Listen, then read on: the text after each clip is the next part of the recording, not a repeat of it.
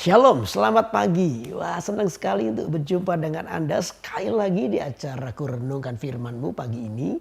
Mari kita sama-sama menyiapkan hati kita supaya firman Allah bisa berbicara buat hidup kita. Ya, dengarkan, bukan hanya mendengarkan tetapi hidupi kebenaran firman Tuhan. Sehingga ini akan membuat kita menyenangkan hati Tuhan. Amin. Nah, untuk itu mari kita berdoa dulu. Tuhan, terima kasih buat pagi ini, kami bersyukur kami boleh kembali menghirup udara yang segar oleh karena kesetiaan Tuhan. Di awal minggu ini biar semangat kami terus bertumbuh oleh karena firman Allah berbicara buat kami. Dan lakukan apa yang menjadi kehendak-Mu atas hidup kami, supaya kehidupan kami adalah kehidupan yang menyenangkan Tuhan. Terima kasih untuk waktu ini, kami serahkan semua dalam tangan-Mu. Dalam nama Yesus kami berdoa, haleluya. Amin, amin. Nah, untuk itu mari kita akan baca di Lukas pasal 8 ayat 14 dan 15. Oke, saya bacakan. Yang jatuh dalam semak duri ialah orang yang telah mendengar firman itu, dan dalam pertumbuhan selanjutnya mereka terhimpit oleh kekhawatiran dan kekayaan dan kenikmatan hidup, sehingga mereka tidak menghasilkan buah yang matang. Ayat 15, yang jatuh di tanah yang baik itu ialah orang yang setelah mendengarkan firman itu menyimpannya dalam hati yang baik dan mengeluarkan buah dalam ketekunan. Firman Allah ini berbicara tentang bagaimana kita mendengarkan firman Tuhan. Saudara, bukan hanya mendengar, tetapi biar firman Tuhan itu menyatakan kemuliaannya dalam hidup kita. Apa yang dimaksud dengan kemuliaannya di dalam hidup kita? Yaitu perubahan. Perubahan kepada Kristus. Firman Allah itu selalu mengerjakan dalam hidup kita keinginan untuk kita ini menyenangkan Tuhan. Semakin Anda banyak mendengar firman Allah dan Anda izinkan firman Allah bekerja dalam hidup kita, maka keinginanmu untuk bertumbuh dalam Tuhan itu semakin nyata. Tiap kali kita membaca, Anda selalu bukan hanya membacanya, tapi Anda ingin untuk melakukannya. Karena itu izinkan firman Allah itu menerangi hatimu. Sehingga ketika hatimu terang, maka kegelapan itu akan pergi daripadanya. Nah, untuk itu mari kita coba lihat apa yang firman Tuhan mau. Dari apa yang kita baca hari ini, prinsip yang pertama yang kita pelajari bahwa ini, Tuhan itu tertarik dengan buah yang dihasilkan dari pertobatan kita. Percayalah bahwa apa yang menarik perhatian Tuhan dalam hidup kita adalah buah yang dihasilkan.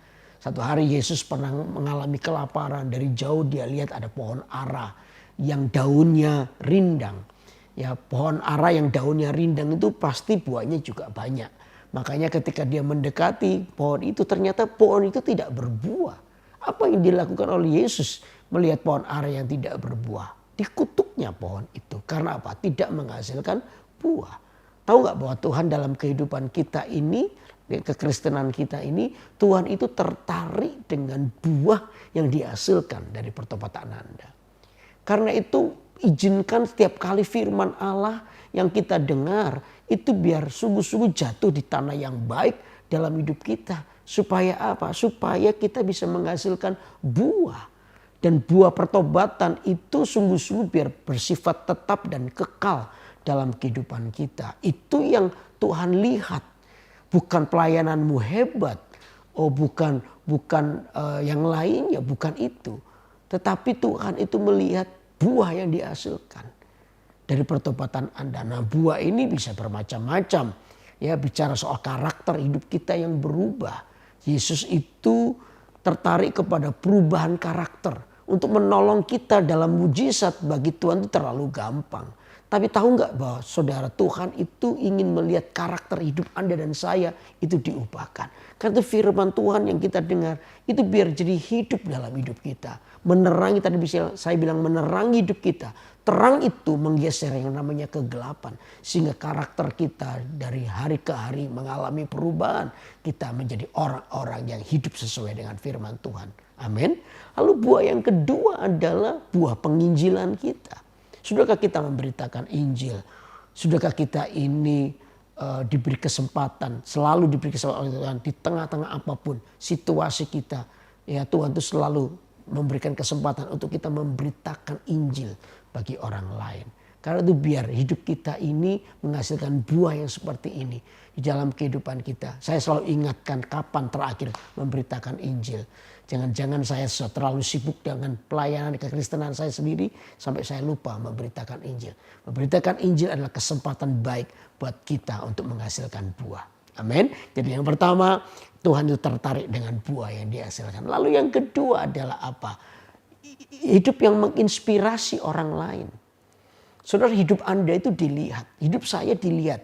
Ya paling tidak yang terdekat adalah anak-anak dan istri saya. Itu melihat bagaimana saya hidup. Firman Allah itu harus mengubah hidup saya. Saya harus mengalami kehidupan. Makanya tuntutan kepada orang lain itu bukan kamu harus berubah dulu. Enggak. Tuntutan perubahan hidup itu selalu dimulai dari hidup saya. Makanya pasangan suami istri saya selalu bilang, jangan tuntut pasanganmu untuk berubah. Yang dituntut berubah adalah hidup Anda sendiri. Dari hidupmu yang berubah itu, maka hidupmu itu bisa menginspirasi orang lain. Hidupmu itu bisa menginspirasi pasanganmu. Maka saya percaya perubahan tidak perlu dipompa-pompa. Tapi perubahan itu karena ada sebuah inspirasi, maka orang lain akan berubah. Amin, saudara. Makanya bedanya intimidasi dengan inspirasi itu di sini.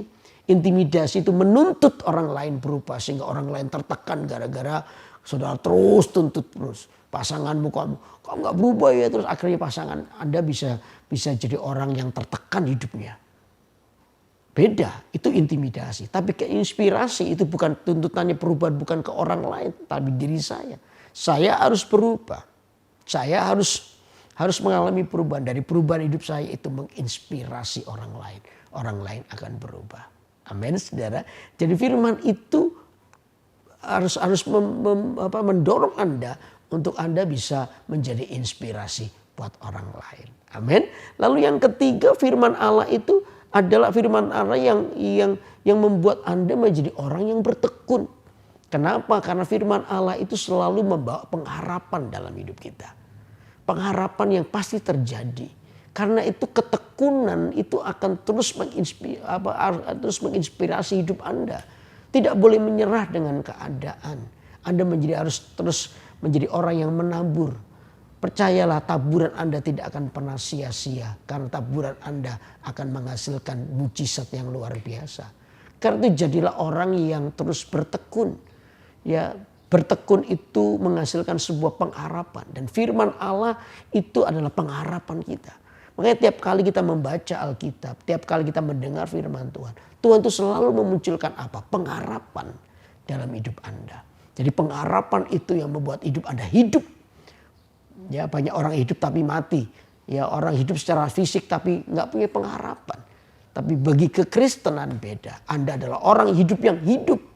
Orang hidup secara jasmani tapi Anda terus punya pengharapan. Karena apa? Di dalam Kristus ada pengharapan. Nah, itu firman Allah yang jatuh dalam hidup kita. Makanya bacalah Alkitabmu. Supaya dari situlah Anda terinspirasi hidup Anda. Amin. Karena dari situlah Tuhan itu ingin melihat buah yang dihasilkan dari hidup Anda. Lalu yang kedua, hidup Anda bisa menginspirasi orang lain. Lalu yang ketiga, Anda selalu memiliki pengharapan karena sebuah ketekunan.